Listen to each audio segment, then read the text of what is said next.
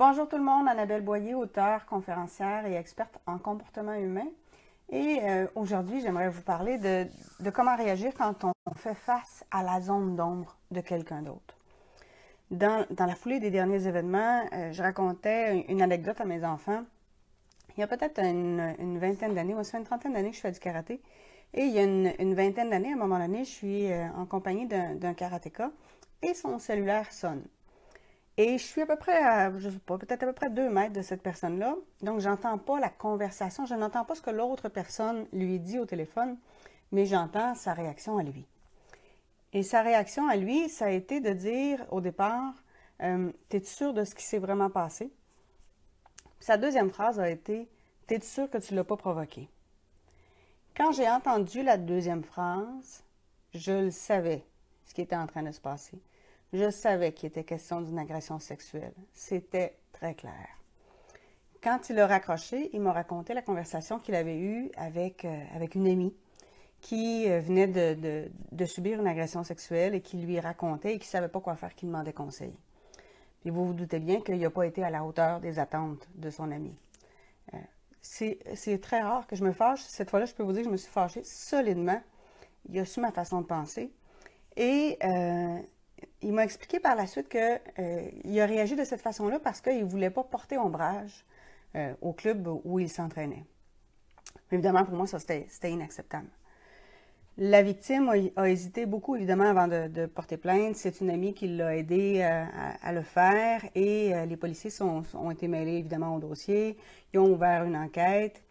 Et le premier karatéka qui avait reçu l'appel ne voulait surtout pas que ça sorte dans les médias, ne voulait pas que ça se sache, ne voulait pas que je m'en mêle, voulait pas.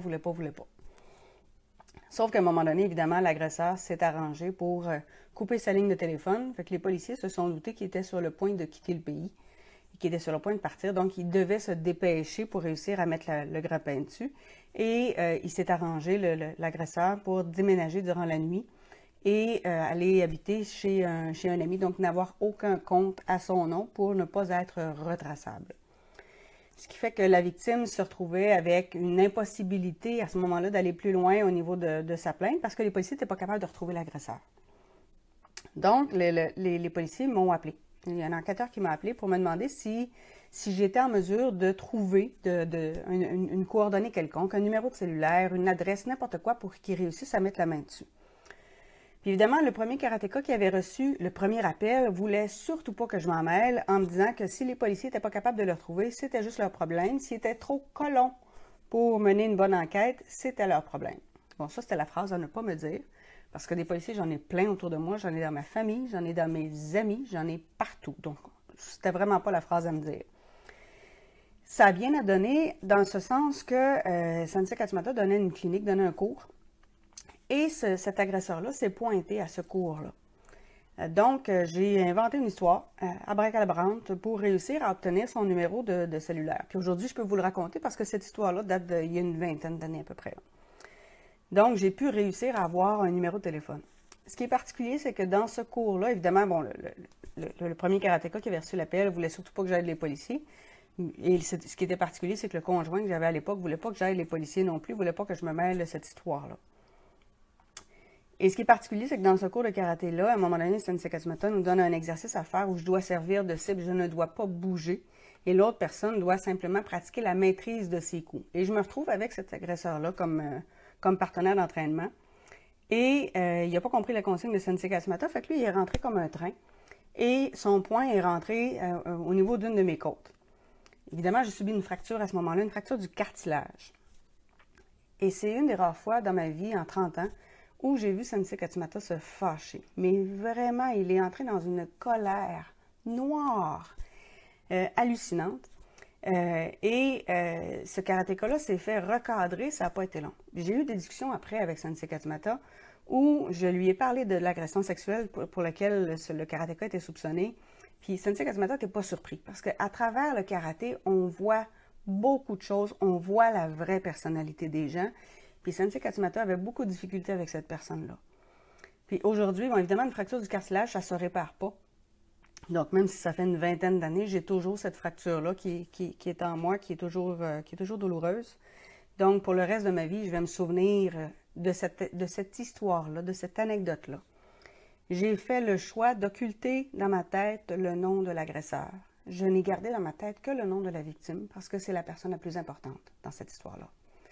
Et si je vous raconte ça, c'est pour vous faire prendre conscience que dans les situations comme ça, vous avez la victime, vous avez l'agresseur, vous avez les témoins silencieux, mais vous avez aussi les gens qui vont vous empêcher d'agir correctement.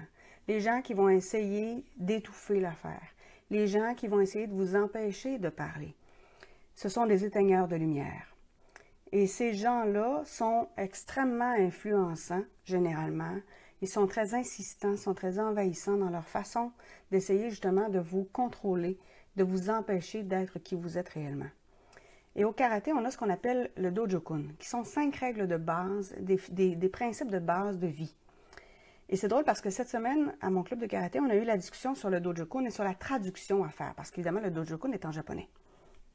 Et la traduction que mon collègue avait apportée disait que la deuxième phrase se traduisait par « je suis fidèle ». Ce qui avait fait réagir une des ceintures brunes parce qu'elle n'aimait pas cette expression-là, parce qu'elle me disait « si je ne suis pas d'accord avec l'instructeur, est-ce que je suis obligée d'être fidèle quand même envers lui ?» Puis je disais que la vraie traduction de la deuxième phrase, c'est « je dois être honnête envers tous et chacun ». Quand vous êtes confronté à des témoins silencieux ou des éteigneurs de lumière, vous êtes confronté à leur zone d'ombre. Rappelez-vous toujours la deuxième règle du Dojokun. Je dois être honnête envers tous et chacun. Et c'est sûr que quand est arrivée l'histoire avec l'agression de la jeune fille, c'est la phrase que je me suis répétée, je ne sais plus combien de fois dans les jours qui ont suivi, parce que c'est important pour moi d'être honnête envers mes propres valeurs, honnête envers ce que je crois. Et c'est ce qui a fait que j'ai aidé ce policier-là. Il a été arrêté d'ailleurs, le jeune homme.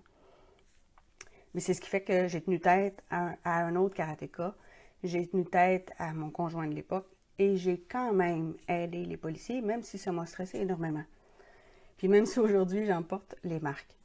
Mais c'était important pour moi. C'est sûr que dans le passé, vous avez commis certains gestes, certains actes dont vous n'êtes pas nécessairement fiers. Ça se peut que vous n'ayez pas fait certains gestes, puis que vous auriez dû, et vous n'en êtes pas fiers. À partir de maintenant, considérant le changement de société qu'on est en train d'essayer d'effectuer, considérant les derniers événements, à partir de maintenant, je vous encourage à agir de façon honnête envers tous et chacun, y compris envers vous-même, pour qu'à partir de maintenant, vous soyez entièrement fiers de ce que vous faites, de ce que vous ne faites pas et des conséquences de tout cela. Sur ce, je vous invite à me retrouver sur ma chaîne YouTube et à venir évidemment sur ma page Facebook. Et on se retrouve bientôt pour une prochaine capsule. Au revoir.